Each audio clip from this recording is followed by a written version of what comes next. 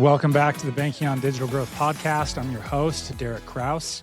Today, I am joined by Shawnette Rochelle, who is the founder of Excellence Unbounded. I invited Shawnette to the show because on this podcast, I've talked a lot about the importance of strategy, and I've mentioned that I believe that credit unions and banks have more of a strategy problem right now than a technology problem. And as I've talked with Shawnette about that, she brought up some really interesting insight that she learned from serving in the military and that she's now brought to Excellence Unbounded, where she found that for a lot of teams, the struggle is not in getting aligned on a strategy together, but in what she calls the messy middle. So what happens after their strategic alignment is that there's often a messy part where it's difficult to get follow through to the end of the row, so to speak, for the water to get to the end of the row. So I'm excited to share with you this podcast with Shawnette. Welcome to the show. Hi, Shawnette. Welcome to the show. Hey, Derik. Thank you very much for having me. Yeah. So before we hit record, we were talking about the weather, but tell me what's good in your world right now. What's going well for you? Yeah, I would say a lot of things are going well just in terms of things that I'm working on, in terms of getting more ideas out there, putting together collaborations with different people. And then in terms of last weekend, I was up visiting my parents. They're doing well. Oh, So great. that's a great thing. I've got a visit coming up with my nephew. Two of my other nieces are thriving, siblings doing well. Youngest niece continues to have endless amounts of creativity and energy and humor. So lots of things are going well. What about you? Oh, well, first, before talking about me, I've noticed, so this is the second time that we've talked. We talked the first time and it was a really interesting conversation. So I invited you to come on the show, but I noticed last time you told me about a big road trip that you did with family, and now you're telling me again about family, and I'm thinking, Shawnette's very family oriented. I am, yes. I enjoy time with my family and the support that that provides and the support that it allows me to give. So it's great. Actually, my middle niece just got an opportunity to go for a study abroad for a month in Greece. Oh, cool. Yeah. And so we were just talking the other night, and I'm not sure who's more excited, me or me or her, but I'm very excited about this opportunity for her to go abroad the first time and Yeah. get exposed to new things. And you've traveled a lot with the Yes. military, right? And it sounds like even outside of military. Yes. Some of it with the military, I would say more of it outside of the military, just vacations, sabbatical I took after I retired, continued travel since then. So, yes, travel is a big part of my life, just in terms of the way that it exposes me to new ideas, new people, helps me understand different systems through Yeah. different lenses Yeah. and bring that into my work. Yeah. I've experienced the same thing. I lived for 2 years in New Zealand, which I don't know if you can Oh, see it or not, but I can't. got a map of New Zealand right here. And it was I loved it. I love the people there, but a big part of the experience that I loved was just experiencing different things. And then I've got a painting here of Ketchikan, Alaska, which is an island. So Yeah.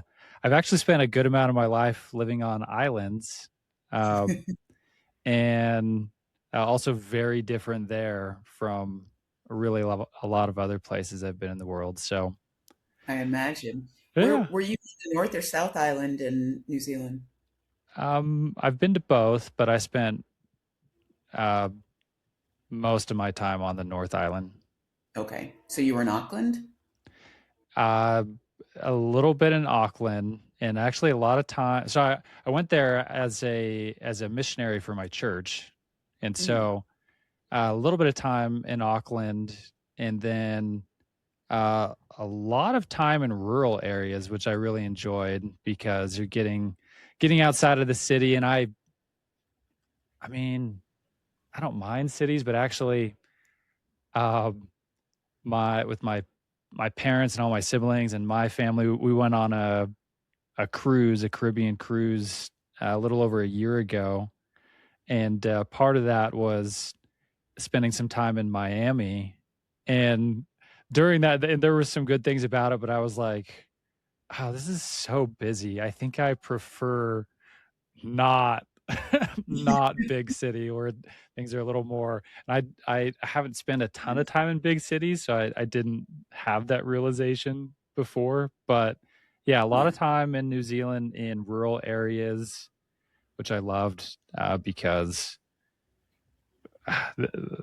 it's just, for one, it's beautiful in all the rural areas. It's like if you've seen Lord of the Rings, uh, Yes. like all of the North Island is like the Shire, just beautiful rolling green hills. It's very, very Yes. lush. But anyway, yeah, I like travel too, and I like that you're family oriented. I'm also very family oriented, and since I have 5 little kids, I don't really have a choice but to be family oriented sometimes. Sometimes I'd like, I'd like to be a little bit less so I can have a little bit of a break.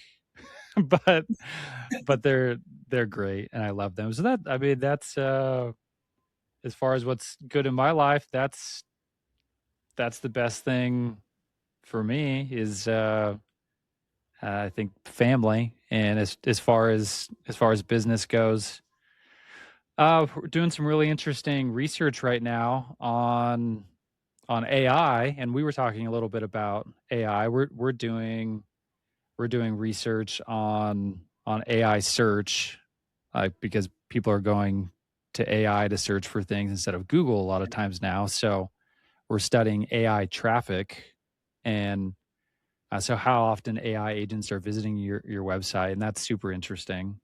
Uh, but speaking of AI, in the context that you and I were talking about it, uh, AI is causing change in all sorts of things. So marketing is one, but in operations and the impact that it's having on credit unions and banks and other organizations is they're having to think about how they need to adapt and change and how they need to adjust their strategy. And this is where you come in to help them. And we were talking a bit about strategy before, and a few weeks ago I had a good conversation with a gentleman named Joe Kolka, who's been in the industry working with banks and credit unions for well, primarily credit unions, but working with financial institutions for a long time. And the topic of that podcast was mostly how uh, credit unions and banks have more of a strategy problem than a technology problem, or it's often framed as a technology problem. Uh, but personally, I think that's often more of the symptom than the cause. And so you and I were talking a little bit about that. And uh, what I think is really interesting about where you come in is where uh, rather than try to tear apart strategy, if someone has a decent strategy, and as you described it, whether that strategy is going to take them to the space station or the moon is a little bit of a different question than what you're interested in. As long as the strategy is solid and appears not have like major holes in it, right? Uh, Right. what you see is that organizations struggle with getting from point A to point B after they've decided on a vision, after they have a strategy. You talk about how the leadership teams will have agreement on the direction that they go, but agreement doesn't necessarily mean that they're going to execute well on the strategy. Is that a good summary of where your focus is? Yes, and thank you for that. For me, it is interesting to see when I engage in conversations, particularly with executives at banks or credit unions. Often there is alignment around the strategy, and you captured my words perfectly, because I'm not focused on helping them craft strategy or develop that.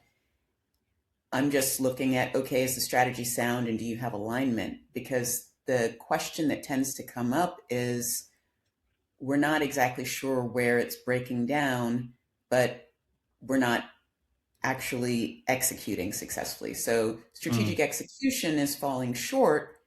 You have alignment around the strategy. The question becomes, well, what's happening? And often it can be bottlenecks, or it can be, stalled initiatives in other ways. For me, what I learned from a very young age as an Army officer is that the decision layer that sits between the alignment around the strategy and the execution mm, is where you need to spend your time investing, because lack of clarity around decisions, or an absence of clear decision ownership, which entails not just the articulation of the trade-offs that have to occur, but the actual, like, metabolizing those trade-offs. That is what is going to help you now take what has been fading momentum and turn it into high speed rail mm, movement towards your objective. mm. All right, so tell me more when you talk about the decision layer and metabolizing the trade-offs. I'm especially interested in what you mean by metabolizing the trade-offs. Yes. So, with respect to that, if you think about, in the construct of a bank or credit union, there might be a launch of a new digital initiative.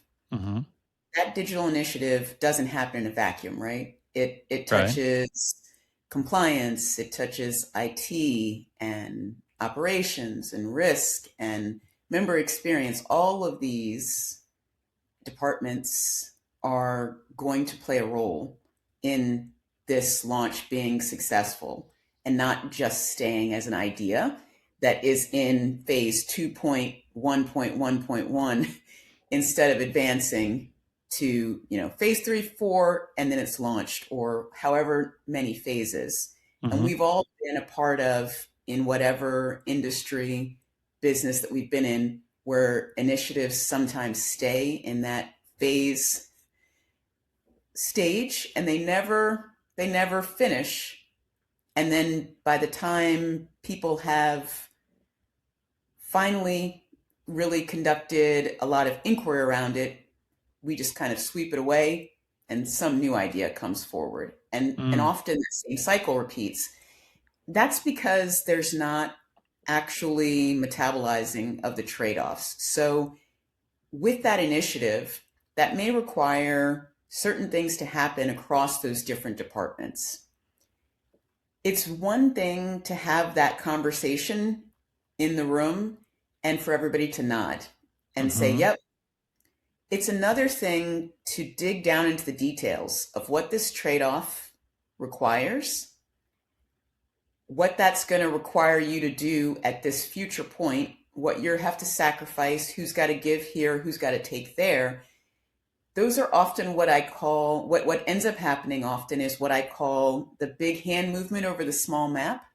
And that's a little bit of my bias terminology from my time in the Army, because there were plenty of days where we were talking about an operation and there was a big hand movement over a small map to say, we're going to go this way. And mm, as a platoon leader or as a company commander or even a battalion commander, the different stages, what that looks like is different for each person. For Yeah. me, having been a platoon leader and a company commander, my perspective would be dramatically different than someone who served at the battalion command level or the brigade command level. The amount of detail that you need is different in order to ensure that everything moves forward. And a lot of times in those meetings, you end up with that big hand movement over the small map, which doesn't force people to engage in the harder conversations, to circle back to say, hey, so does this mean? And then to dig in a little further and pull back another layer around who owns this decision, because it's touching all Hmm. these different departments. Who owns it matters. And what does that then mean if conditions change? That's what that sort of clarity around the decision is what prevents decisions from continuing to come back and back. For, I just want to touch base again. I want to get a quick azimuth check or take a temperature check here. These are things that are stopping you from moving forward with execution. And the amount of time that it takes to then reopen the discussion for someone to resurface new information, this is time that's costing you against actually achieving these objectives. And it's not to say that executive teams don't need to occasionally slow down and to have another conversation, but there needs to be clear guidance around when does that decision need to come back. Not every decision needs to come back. Sometimes why it's coming back has nothing to do with the conditions that have changed, because that evolution is not that different from when the decision was originally made and ownership was given. Mm. So that's what I mean with metabolizing the trade-offs. Mm. And when you don't do that, what happens, how that slows execution, you end up with stalled initiatives and behaviors that come out of that can further confound strategic execution. So tell me if this is a good summary. You talked about a big hand wave over a map. So you can decide on a strategic direction, but then if that's not broken down into the details of how you're going to get there and what the actual trade-offs are, then it's hard to put it into action. And if you don't decide who's going to make what decisions, then it's constantly going back up the ladder instead of the actions being taken, and the level of detail and specificity is going to depend on where you are in the organization. Like, you don't, if you're the CEO, you shouldn't have to know every minor decision that's being made at the lowest level, because decision authority needs to be given to people at that lower level. Like, Yes, so uh is that a good summary? it is. And what you mentioned at the end around decision rights is absolutely critical, because if every decision is held at the highest level, then what are you paying everybody that is below you in terms of the org chart Yeah. to do? And how are you getting the best out of those people? But it really does start with the executive team and those dynamics. Having that clarity at that level changes what you model for the organization, and it empowers you to then create that same sort of clarity around decisions, ownership, what are the trade-offs, when do we need to revisit this, what does escalation look like at different points. That sets the framework for a strong, healthy organization that can execute against any initiative. Uh, as you're talking about this, you're hitting on some things that I really believe deeply in. With one of them in our own business at Metrify, we really believe in giving the people that work here autonomy. So the idea being that if they know clearly the direction that they need to go in and what they need to accomplish, then let them run with it and make decisions themselves without micromanaging everything, because most people don't like to be micromanaged. And furthermore, if you are if you're a leader in the organization and you spend all of your time micromanaging, then you're not being very productive yourself. So there's a benefit both ways. And I've seen that like yeah, as a leader in my company, not having to micromanage people is beneficial, but then also for those people, that's one of the things they like best about working in our company, is that they have autonomy to make decisions at their decision level. And sometimes what that means is, if someone is going, like, I see what they're doing and I'm like, they're going to make a mistake. They're making a mistake in how Mm-hmm. they're doing it, or the way they're doing it is suboptimal. And I'm pretty detail oriented as a person, so sometimes I like really want to say something or fix it, and I have to intentionally try to say nope, unless it's a catastrophic problem that's going to come back to bite us. I let them do it their way or make the mistake so that they can experience it and learn themselves and do it better next time. But yeah, the bigger idea there is, it seems like,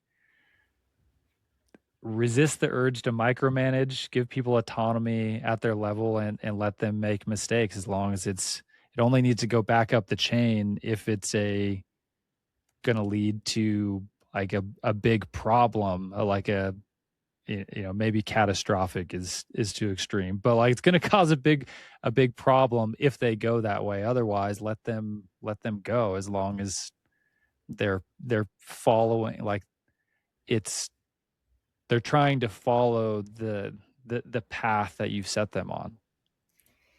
So I do think that for each organization, they have to do, the cost benefit analysis, and as they design the organization, establishing the decision rights and what authorities people have at different levels, that Yeah, will vary. And there are certainly instances where exactly what you all are doing at Metrify works.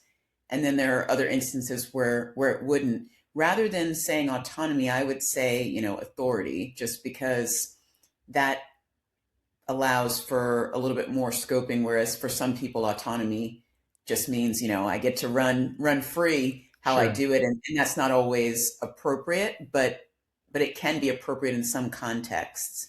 I think one of the benefits of having been a part of a very hierarchical organization early on, and then through some other experiences getting to experience flatter organizations, and then through my work with clients, different types of organizational structures, is to be able to see what works in different contexts, and how the structures themselves inform how you're going to think about the decision layer. And with that, you then need to be clear in how you communicate that, and how you hold to what that gives rise to. Meaning, if you're a very flat organization, you have to increase people's authority just based off of how that's gonna function. Whereas hierarchical, there are going to be different layers of authority, but accountability ultimately always resides with that, senior most person. And it's Mm, the same in a flatter organization, but the dynamics can be different in terms of when someone might pull authority from a lower level up. And and that does manifest differently, and it shifts the way that you're going to execute as a team. With executive teams, of course, you have the CEO, and then you have other members of the C-suite that are generally, these are peers. When you have something that's cross-functional, that can immediately feel sticky, right? And that's part of why I use mm, that term, the messy middle, because from where you're all aligned around the strategy to actually executing and having the outcomes that you're working towards, it requires cross-functional collaboration. But different people might need to hold certain decisions and be the final voice on that, which requires concessions from your colleagues that have different departments and might have a different sense around that. That can create a lot of discomfort. But one of the ways that we all know that you can mitigate discomfort is when you've discussed and hashed out things before, and when it actually comes time to execute it, it's a lot easier to swallow that pill than when you haven't gotten into the details, metabolized the trade offs, and now someone needs to hold this decision to move it forward. The prevailing behavior can often be avoidance mm, and delay. Oh, wait, we haven't really considered this. We need to now get into this. And organizations like the Department of Defense, this happens all the time because it's a very hierarchical organization. Authorities are often pulled up to higher levels, and it's easier to not metabolize certain trade offs because of the slower nature of things to move through.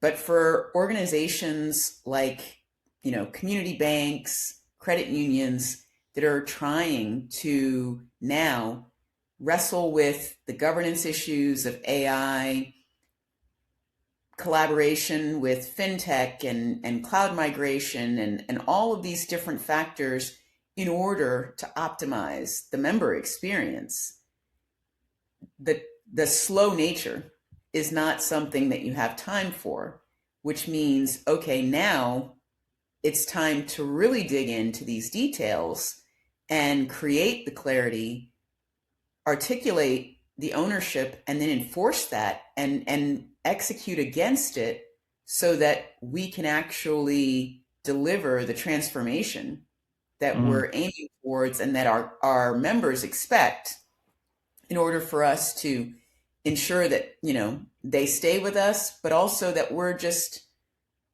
providing the highest quality experience, because I don't think anybody enters into this industry that doesn't care, that doesn't believe in the value of what these institutions provide just at the community level and then beyond.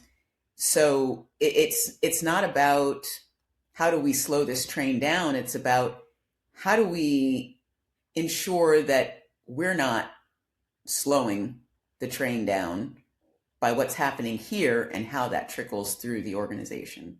Mm. Interesting that you talk about speed, because this is something that Becky Reed with Bank Social uh, has talked about, with speed being an advantage if you're a credit union or even a community bank, being able to react quickly and to what's happening in the environment around you. And I think that that's really interesting today, because I was just talking with a president of a credit union yesterday about this a little bit. Uh, Randy at the Evolve FCU. So he was talking about how they're starting to use AI in their organization, and it sounds like they're making some good progress. But he told me, like, it just feels like we're not moving fast enough with it, uh, and that I'm, I don't know enough about their organization at this point to say if that's true or not. But based on what he described, honestly, I think they're probably doing a lot more than a lot of other financial institutions. But I I told him, well, you know what? In our company, we're focused on doing things with AI every day and further developing what we can do with AI. And just what's happening with the technology is progressing so rapidly that even though we're in it every single day, we feel like we can't keep up. Yeah. It's just so I think where you're talking about speed is important, because if you have a strategic initiative, a strategic vision about where you need to go as an organization, but the messy middle is slowing you down from getting there, then that slowing could be a killer over the long run if you're not moving fast enough to keep pace with the rapid change that's happening. Yeah, absolutely agree with that. To me, I think it's a place that every executive team has the immediate ability to intervene in an impactful way. Sometimes the messy middle gets written off as like, oh, it's the technology problems or a vendor problem or different factors that may be valid, but may not be the decisive factor in the equation. And with focusing at the decision layer, it's all about the structural complexity and starting to address that. It's like if you've seen someone, and I use this example because my brother, when he was younger, he started talking about he couldn't see things very well, but he also happened, in my defense and my sister's defense as well, he also happened to be very obsessed with Superman at the time and Clark Kent. And Okay. he always talked about that. So we thought he was just making it up so he could get glasses to be like Clark Kent. So when my mother came and talked to us about it, we were like, he is faking. He does not need glasses. He just wants to be Clark Kent. Fast forward a few months later, they took him to the eye doctor. He legitimately needed glasses. Well, he got And his wish anyway. He got to be like Clark Kent. exactly, exactly. A little bit delayed from when he probably could have benefited from it, but he got the glasses, and the difference in what he was able to perceive and how he, handled things at school and just recreational things, it was a significant difference because he had that clarity. To me, it's the same thing with focusing at the decision layer. When you can add clarity around the decisions, surface the assumptions that each leader is coming with, and I promise you they're not the same. The constraints, the differences that are there, and the conversations that will open up, and the clarity that creates. And you start to bring in those different interpretations to the decisions that are there, the clarity that you can get, and the conversations that then follow, and the clear mapping around the ownership of those decisions. It's like putting glasses on someone who couldn't see very well. How they're going to move, what they're going to do, the agency that they're going to have transforms, and it opens up possibilities that before manifested in decisions that keep getting revisited, decisions that slow down, frictions that seem to be emerging over here, silos that start to form as people, start to kind of shore up their territory because they're not sure what might happen. these things transform just by the intervention that you can do at that level. Shawnette, can I put you on the spot? Sure. So with what we're talking about, I feel like it would be helpful for those listening and for me for that matter, if you could talk us through an example of an organization that you've worked with where they had a clear strategy and vision, but they got stuck in the messy middle. They didn't have their decision layer figured out, and how once that was clarified, that helped them move forward. I'm just thinking if you could walk me through an example of that might help to take some of the concepts that might seem abstract Mm-hmm. and make them more concrete, so people listening can think about, well, how would this apply to me in my organization? Yes. And I could actually, can I give you two examples? Yeah, Okay. So just I'll one at a start with, time. Just kidding. yes, I'll Yeah. start with an example of when this first came alive for me, when I understood it outside of a conceptual construct. It was during my first deployment to Iraq. So my brigade, we were in Baghdad. We were working with military police organizations on both sides of the river. Our mission was working with Iraqi police stations. And I was one of the brigade battle captains. I was the night battle captain, which I elected because I loved the autonomy that it was going to give me. To bring that word back, it actually did give me a significant amount of authority. Whereas the day battle captain, our S3, which is like our operations officer, is there as well. So a lot of Okay, times interesting. So while you're they're taking, sleeping, you have more autonomy. yes, yes. The during the day you're basically taking instructions from the operations officer of what to do. At night, you run the show. And on many occasions, there were things that happened during the night that crossed outside of what was clearly within my authority. And because of the other organizations, the other units that it impacted, I would go notify my immediate supervisor, the operations officer. Then I would go and notify the brigade commander. And with each one, I would start by explaining what had taken place based off of the overall commander's intent, what I thought the decision should be, and Mm, then see what feedback I got. mm. Within a few times of doing that, my brigade commander not only clarified what decisions I owned, he expanded my authority because I was so aligned and understood the scope of, yes, this is how we should handle this, this is what we should do here. So he was very confident in my abilities. He expanded that authority, and soon I didn't need to do notifications on certain things.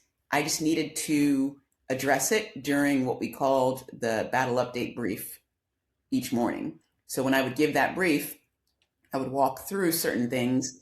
And because I was trusted to make those decisions, I would explain these are the decisions that I made based off of blah, blah, blah, and we would move forward. For me, that was the first time that I realized that while we had prepared for that deployment, and we talked through, I knew the strategy and I knew what we wanted the outcomes to be. There were a host of things at that decision layer that had been a bigger hand movement over a small map. And it wasn't because we were neglectful or didn't care. It was that we were operating in ambiguous circumstances, that we didn't have the ability to predict all of the different things And that that's would true unfold. for everything in life, right? Exactly. And Exactly. everything in life, every organization, you can't, or I've heard the phrase "no plan survives contact with the enemy." You don't.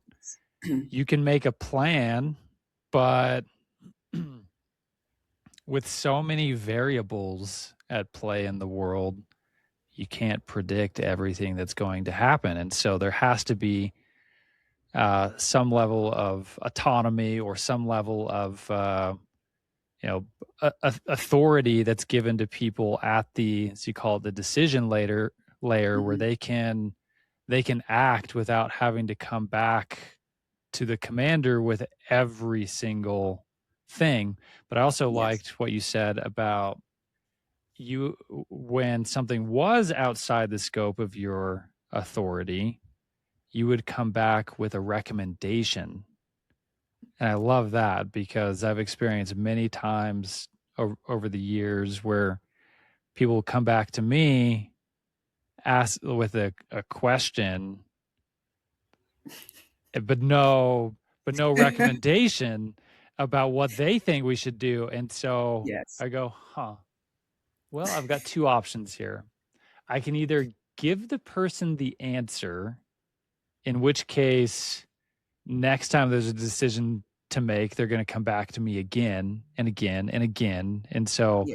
I'm not really offloading whatever their responsibility is to them. I'm making all the decisions and they're just going and pushing the buttons. And that's not very effective. So either that, or I can say, well, what do you think the answer is? And then there again, as long as their answer isn't a catastrophic failure, then let them go do it.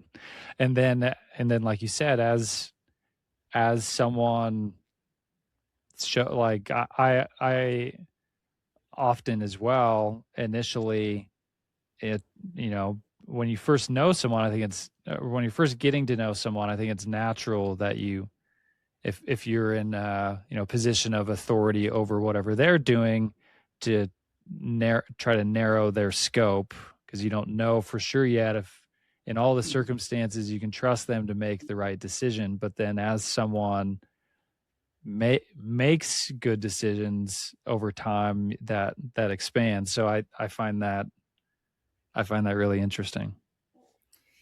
Yeah, it was a great opportunity for me to understand decision making, decision authorities, decision rights, all of those concepts and what escalation looked like and how that needed to be approached in a circumstance that, decisions were being made that were like matters of life and death. So getting that exposure at that point with the recognition going in, we don't know what we don't know, which is what banks and credit unions and are facing right now. It's we don't know what we don't know. This is an ambiguous circumstance. How do we want to think about the decisions that are going to need to be made in order for this piece of the strategy to be successfully executed? Mm. And the process of mapping that out and clearly creating a decision ownership map with clarity around what does escalation look like and what conditions would need to change in order for this decision to now need to come back for us to revisit it. When you can clarify that, you remove so many roadblocks from execution that naturally you start to get momentum. One area where some leaders can get tripped up is not wanting to pull back if something doesn't go exactly like you would like. And sometimes it's a matter of they're doing it differently than maybe you might prefer. And for me, Yeah. this is where it's important to tell people, the outcome that you want, not how to get there. Let them get there as long as they're within the organization's ethics and all of these sort of factors that help govern, the values, everything. then does it really matter if it's done in a way that's slightly different? Because a big part of the alignment that having that decision clarity and decision ownership adds up to is you reinforce alignment through consistency. Mm, So if if you start pulling things back reflexively, then you undermine that momentum and um, you quickly strangle the alignment that is created by clarity around who owns this, what are the trade-offs, and what holds when conditions change. And those are three questions that every leader in financial services can ask themselves when they're working to get that sort of decision alignment: is who owns this, what are the trade-offs, and what holds when conditions change. And if you're not able to address that, then what's taking place at the decision layer, you still have some roadblocks to remove. mm. Yeah, when you're talking about allowing people to do things differently from how you would do it, as long as they're going in the right direction. I was thinking about my own experience with this, and I feel like at different times in my business, maybe where I struggle the most to let go is not when someone's doing something differently than how I would do it, but when I believe that the quality of what they're putting out from their decisions is below the quality that I would want to see. And so then when that's happening, then I find that I want to get more particular about how they're doing it so that they can produce the quality that I want. So that can be challenging. It can be challenging, and I think a lot of that too comes down to another part of that work at the decision layer within executive teams, because having a decision ownership map is distinct from having your leadership operating agreements and your team charter. These things help govern how it is that you do business, the way that you go about it, the mechanics that play out. And by creating those, you set the foundation to then not have those sorts of interactions. And granted, that may not happen peer to peer, but even just the process of establishing those agreements is always instructive for then how it is that you want to structure things within your department, changes that you might want to make, and the recognition of where do you need to create more authority, empower the talent that you have so that they can bring that fully to bear against the objectives that it is that you're working towards. Mm. Can I take what you're talking about and the example that you gave and put it into terms that uh, maybe I could relate to? Yeah. So, and this is thinking about just if I'm understanding the big picture uh, of what you're saying here. I love strategy games, and Mm. I grew up playing Axis and Allies. You ever played Oh, that? no, I have not. I've heard of Okay. it, but I've not played it. Okay. Well, so it's like a World War II simulation. Mhm. Of course, you've got Axis powers and Allied powers, and uh, it's a team game. So Axis powers, you've got Germany and Japan, and then so you've got two players on one team. It's 2 versus 5, or excuse me, 2 versus 3, which is really interesting. So it's a 5 player game, and then you've got the Allied powers and the United States, Great Britain, and Russia. And um, so as I've been listening to what you're saying, I'm like, huh, this kind of sounds familiar to playing Axis and Allies because So for instance, I often like to play as Japan because you got some really interesting decisions that you can Yeah. make. Like everyone expects you to go to Hawaii and, because like just historic and like take over the Pacific, Right. uh, because that's what they did historically. So that's what everyone expecting. So then I like to say, well, that's what everyone expecting. So instead, I'm going to do a land war in Asia and go toward Mm, Russia instead. And just all I have to do is make sure that they don't take the home country of Japan. So I just pile a bunch of ships and aircraft there so they can't take that. And then no one can really counter the land war in Asia very well. But I'm saying all of this because that's a strategy, hmm but you also have to be on the same page with your teammates so that uh, you're all working together within the same strategy. Because if you're all doing different things that aren't cohesive, then it's probably not going to work very well. But then at the decision layer, you've got an overall strategy. So, if I'm playing Japan and I've got a teammate that's playing Germany, we could say, all right, the strategy is I'm not going to fight this sea battle that I'm usually going to lose to the United States. Instead, I'm going to go toward Russia and you go toward Russia and now we're making a two front war for them. So that's the strategy. But then at the you know the decision layer below that is what units do you purchase in order to make that strategy work. You have to, so instead of investing in uh, ships and airplanes, if you're Japan executing the strategy, you need to invest in infantry and tanks. And you got to have some way to get them out of Japan onto the mainland. So you got to have transport vessels. So, and right. then your teammate at the same time, they know the strategy, but on their turn, you don't make decisions for them about what units they purchase. And the units that you purchase make all the, like, if you get that wrong, you're not going to be successful at executing your strategy.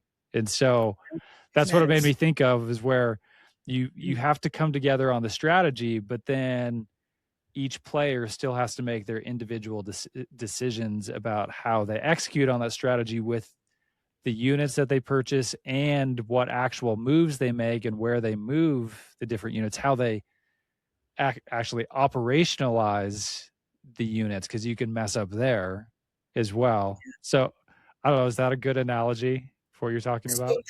I think it is, and it's an interesting one because in the context of the game that how you described it being played out, you don't have all of the opportunity to coordinate in advance. It's, each person is making a decision, and then within the context of that decision, the next team member is trying to do something that is additive and Mm-hmm. advances the overall objectives. The beauty of the work that I do is that, hey, when you're aligned on the strategy and now you're looking to execute, or you recognize that, hey, we're not moving forward, we keep circling around, we've got a loss of momentum, so on and so forth, there is the opportunity for the coordination, for creating full clarity and engaging in that work to unpack those pieces so that everybody is now moving in the same direction with clarity around, yes, I own this decision. This one, I just contribute to this decision. This one, I'm just influenced by this Mm. decision. And that sort of clarity facilitates greater agency, because if I know that I only contribute, I want to make sure my voice and perspective are heard.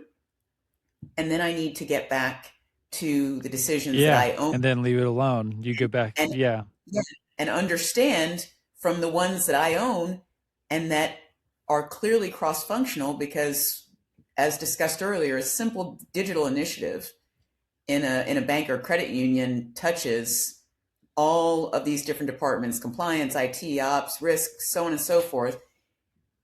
Based off of that, if I own this decision, I want to make sure that I get the contributions so that I can make and carry the decisions that I own so that we're still advancing this and that I don't become the bottleneck in this particular, with respect to this initiative. Yeah. And to me, I think that's what I love about focusing at the decision layer is that it's structural. You can easily start to unpack it. It doesn't mean it's easy work, but the unpacking process and making those things not just pieces of conversation, because I'm a big believer in bringing other modalities in so that you can better understand the different factors that are involved, the different assumptions that you can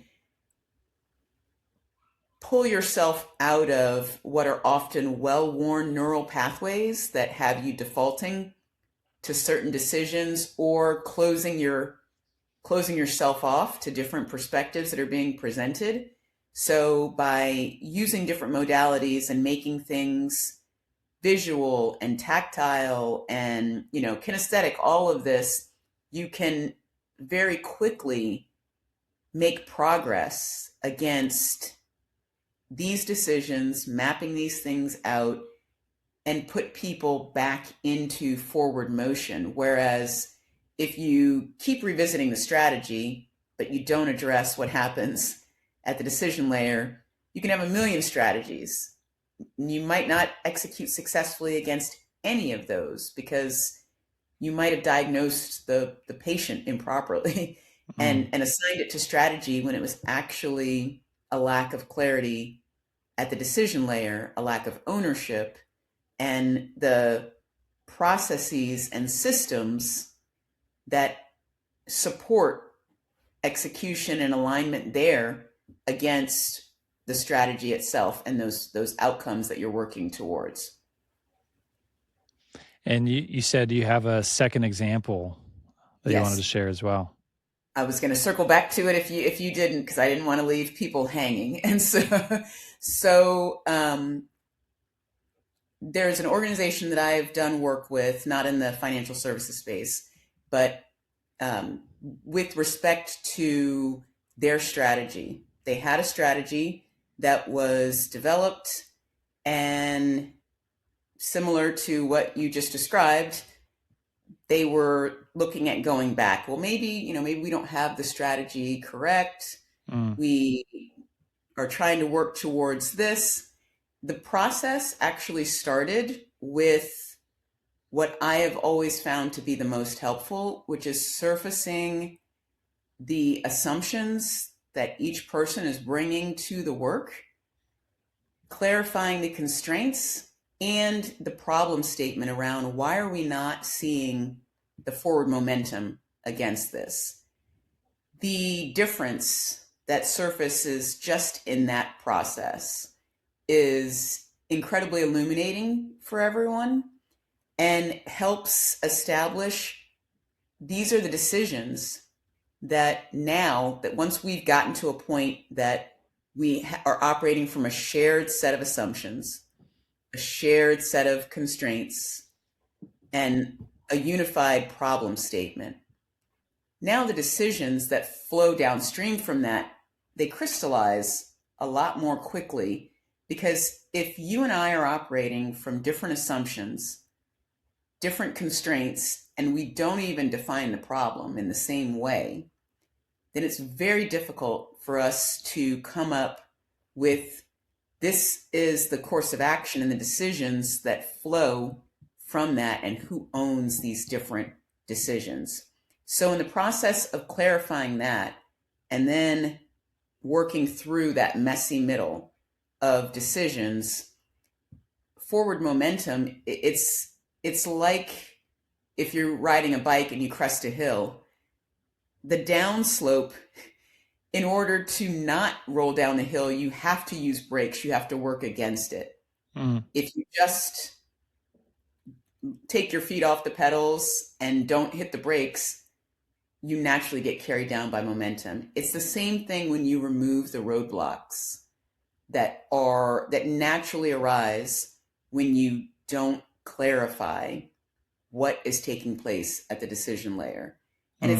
it's easy to do because a lot of times when you have very smart people, which you don't make it to, C-suite positions without being very intelligent, very motivated, and working with people to move things forward.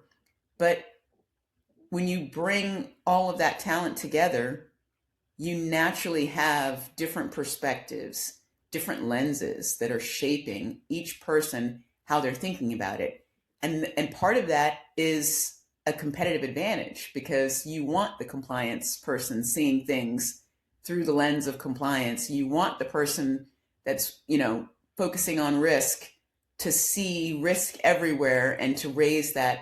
But how that then shapes the assumptions, the constraints, the different factors that are the steps that need to be taken, the decisions that need to be made in order for this initiative to go from phase 1 to phase 4, where now it's fully launched and we're getting feedback, requires that now you create clarity around that process, structure around that process. In the same way that financial institutions live and die by governance, you have to have governance around the decisions and that decision layer. When you implement that, it immediately creates momentum. Well, this has been a really interesting conversation, Shawnette. And I think the last question I want to ask you is, for someone that's listening, that let's assume that they have a clear vision for where they want to go, what's the one thing that you would recommend they do first to start to get clarity toward how they need to move from vision to actually being successful at implementing it? That's a good question. Can we scope it down a little bit more? Because that's a Yeah. pretty broad Yeah. question. Yeah. Please do. So I would say if you're a part of an executive team at a bank or a credit union, and there's an initiative that you're trying to take from concept, you guys have now agreed around this concept, and by the end of, or the middle of 2027, you want to have this thing out there in the world operating as another piece of the member experience, then I would say it's important to recognize that alignment around the vision does not equal successful execution. And what is going to make the difference in terms of successful execution is to let go of the idea of agreement, which is a social transaction, and it's heads nod and people agree and it wraps up meetings really quickly, which everyone always feels good about, right? No one wants to be in a long meeting. But let go of that idea of agreement and start to wrestle with, what does it mean for us to be aligned so that we can be aligned around the decisions that are going to take us from this agreement that we have here and alignment around what the strategy is to successful fulfillment of that with execution. And the quickest place that you can start is the 3 questions. Who owns the decision? What are the trade-offs? And what holds when conditions change? And if you just think about that within the construct of the pieces that you think you might have ownership over, recognizing all of the different departments that are touched with that, that will lead to the types of conversations that are more difficult can create more stress, sometimes trigger a little bit more emotion to actually get you to alignment. Because if you don't engage in that, then you'll find the patterns of things have slowed. Sometimes people are nodding in meetings and then hedging outside and not taking very many steps forward towards execution because ownership isn't clear, or the decision keeps coming around in different ways, phrased differently. We just want to do another check on this, or this came up, wanted to make sure that we were still on the right track. Just like my commander told me, one of the last times that I had to go, not the last time, but around certain types of issues, when he clarified, this, you own it. I trust you to make the decision. You've made, right decisions around this when you've come to tell me. I've just agreed. You don't need to come and talk about this anymore. If it gets to this is when you come and talk to me. It will help you create that same level of clarity amongst your team, which will allow you to move forward productively and not get bogged down revisiting things that are less about a lack of clarity and more about concern of what might happen to relationships. But the beauty of decision alignment is once you create that clarity and the ownership, and everyone has fully metabolized the trade-offs, the impact is blunted significantly. You'll find those relationships are still intact because people swallowed the more difficult pills months ago. Okay, so if you agree on a strategic vision, then go beyond agreement to align on the decisions that need to be made, decide who's going to make each decision, identify the trade-offs, and then what holds when conditions change. Yes. That's your that's your formula. Yes. That formula, I think, will serve anyone who actually applies it very well. Okay. Well, let's wrap with that. Thank you, Shawnette, for coming on the show. Thanks for the interesting conversation. Thank you very much for the opportunity to be a part of all of this. I appreciate what it is that you're doing, and I hope this added some value to your listeners. Yeah, definitely. Thanks. Thanks. Bye.